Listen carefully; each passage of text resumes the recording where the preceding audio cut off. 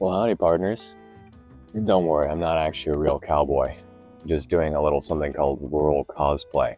Basically, just when, everyone around here in the suburbs dresses up like a cowboy to make themselves feel like they're not from suburbia, they're not living in suburbia.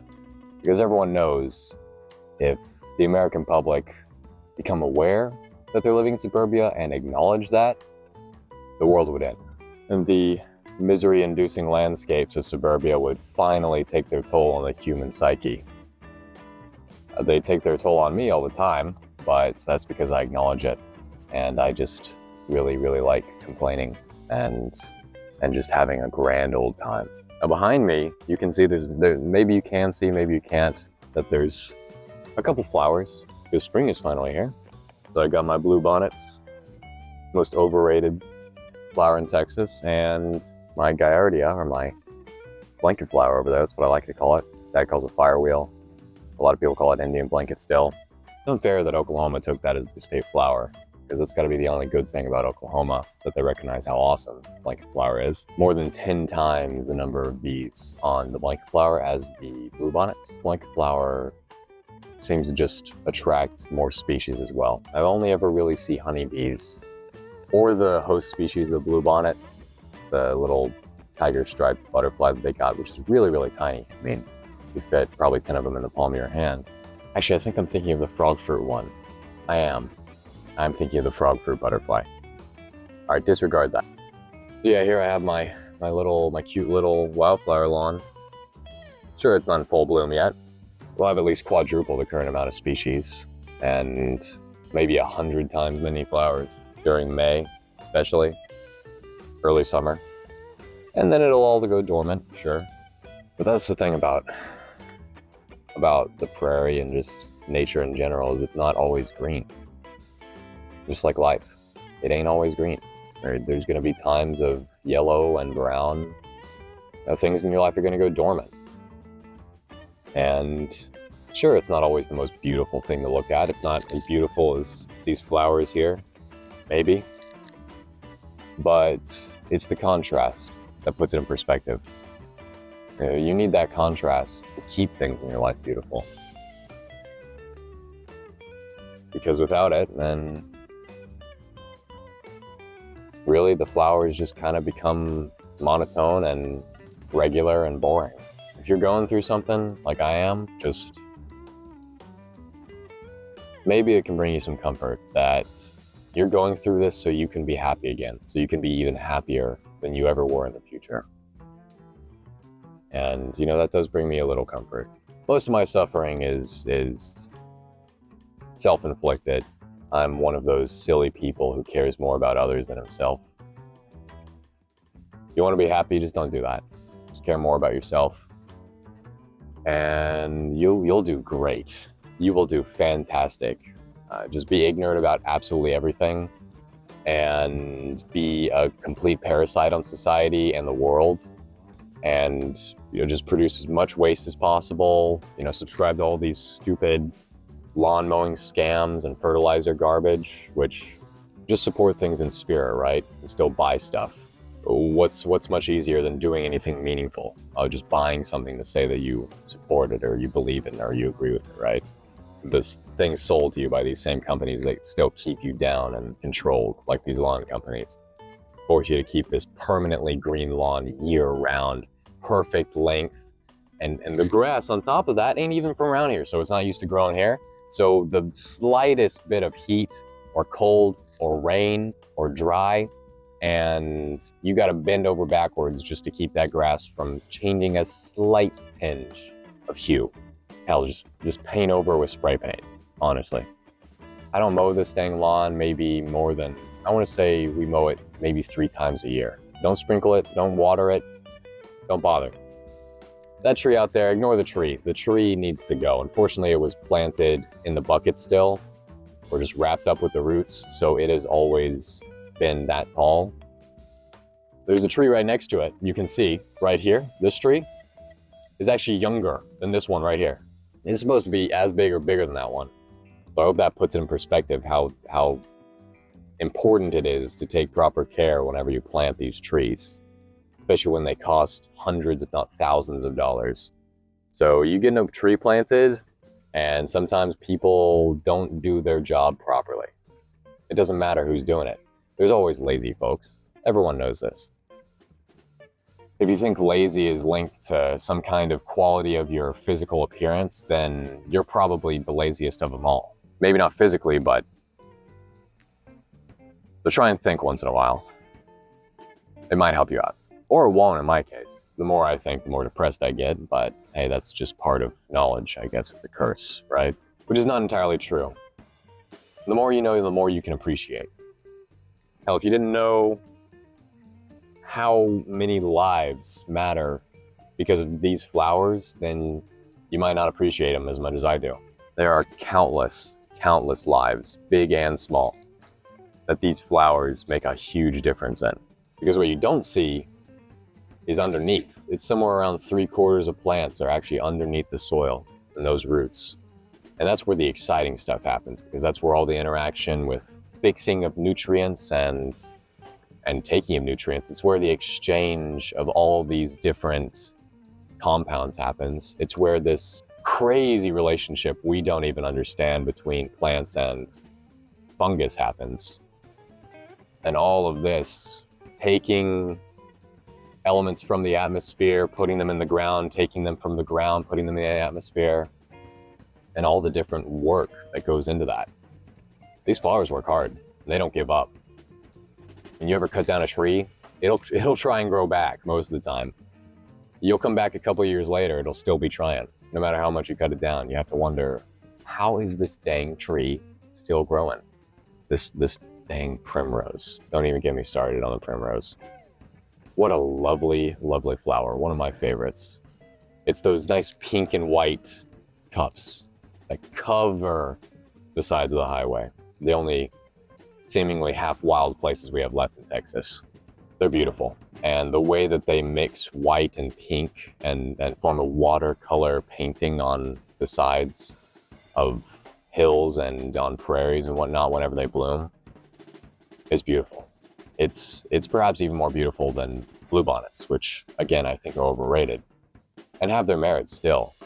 Of course, I love bluebonnets. I just think they're overrated as hell compared to every other wildflower we have in Texas.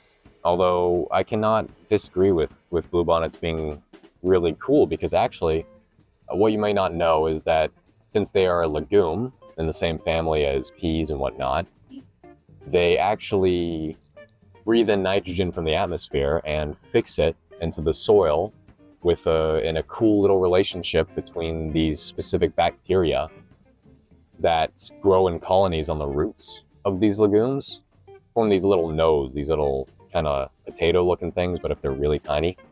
And those are full of nitrogen and other great resources for plants and animals and fungus that are down there. What's important is that they stay down there, because eventually another plant or something will pierce through that node and gain access to all those nice resources. It's kind of like buried treasure, basically.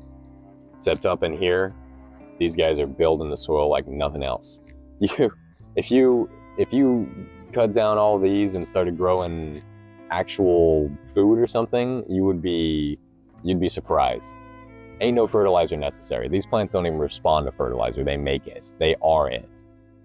But once you start growing on it, once you start that intensive agriculture, and you just dump fertilizer, water into it, and you plant these really heavy feeders into it, and then just leave it over the winter to blow away and wash away. Real problem, by the way. You ever see a crop field in winter and it's just bare soil? That soil is washing away. And let me tell you, soil ain't a renewable resource. Not in our lifetimes, anyway. Not on the scale that is necessary for it to be considered renewable. You can build soil. There are many practices to enhance the health of your soil and to, well, keep it. But it takes a long time, many, many years. But we've got these heavy feedings and this industrial agriculture practice that is completely destroying the soil. There's plenty of ways to fix this. And it would be a hell of a lot easier if all the programs to help these farmers out, which by the way, are struggling like nobody's business. And we say that, but it's not often put in perspective how incredibly dependent on the global economy our farmers are nowadays. We grow more food for animals than we do for people, and we export a lot of that too. And that's even funny because despite America being touted as this breadbasket of the world, the global south exports far more food than we even produce. The global south is the ones feeding the world nowadays. It ain't us. It hasn't been for a long time. We've just been trying to keep up with how much meat we eat. Maybe I can find some sources or something and put them in a little info thing or in the description or something if you're interested in reading that. If you disagree with me, then sure, prove me wrong, all right? I would love to be proved wrong about this. It's what's tearing up these lands behind me, turning them into parking lots and turning farms that were once something like this into parking lots, or just into giant corporation-owned conglomerates where they do not care about sustainable agriculture because they can afford not to. And they can pass the cost on to the consumers whenever they have to abandon land, and that land is just left to rot. When there's absolutely nothing left, because most of these farms, ecologically speaking and nature speaking, just like a golf course, they're almost no different than a concrete parking lot. Runoff-wise, species-wise, productivity-wise, you might as well just have a parking lot. And sure, farming, you've got a trade-off because you're producing crops, right? That is productive. And you can do a hell of a lot of good with agriculture, but it's not all good. You can do agriculture wrong. Basically, you want to do the best you can possibly do for nature right now in this crazy global warming stuff, plant native. Plant native plants as many as you can. You don't need a whole lawn like me. I've got this little bit in front of me. I want to say it's probably 20 square feet, if that, maybe even smaller. I've got these little beds. There's actually a path behind the bed in between the lawn, but it's been overgrown with flowers, so it's kind of just it's just an extension of the bed at this point. That's where the blanket flower is growing in right now. I really love that stuff. It'll grow through those bricks and that DG real well. It is a hardy species. Anyway, enough glazing blanket flower for the day. Basically, just plant native. You can do it in pots, depending on the species, of course, because some species will hit a pot bottom and then just die. Milkweed has a habit of doing that, but there are plenty of, a monarch! Monarch butterfly there. Look at that. Flying around my little pocket prairie here. That's an endangered species right there, ladies and gentlemen.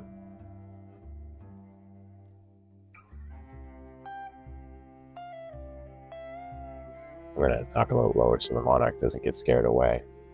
All right, some food while I'm here. I need to leave soon so that it can fly around and find some place to chill out and eat.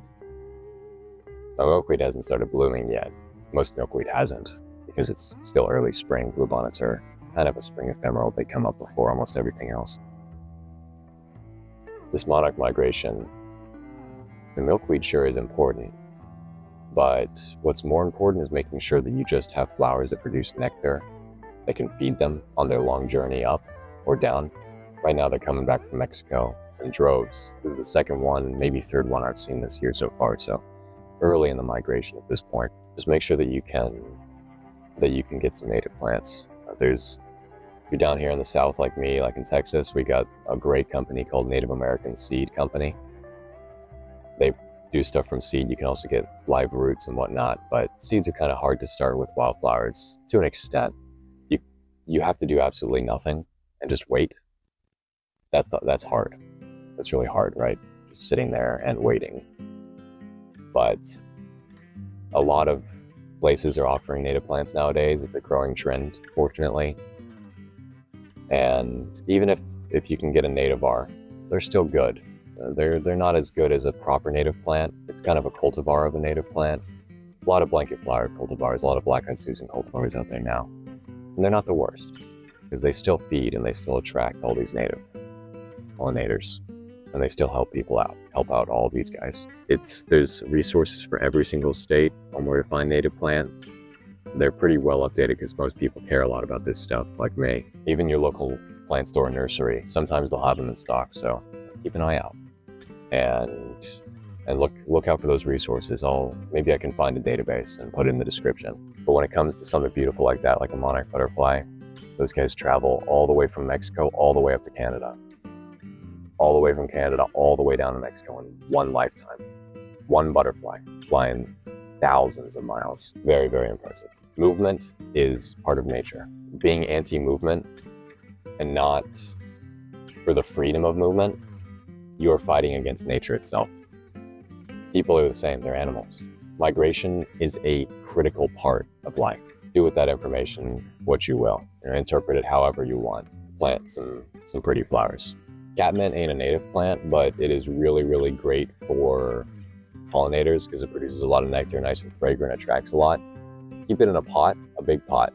But if you can do catmint, do catmint. It is a great species for pollinators, as long as you don't let it get in the ground because it will spread. And native species spreading is great, but catmint can be a little invasive in some parts of the country, so just be careful about that. Don't let it get out of the pot or whatever area that you are growing it in. You can put it in a box or something. And it's a great way to supplement throughout the season because it's got good flowers throughout the year.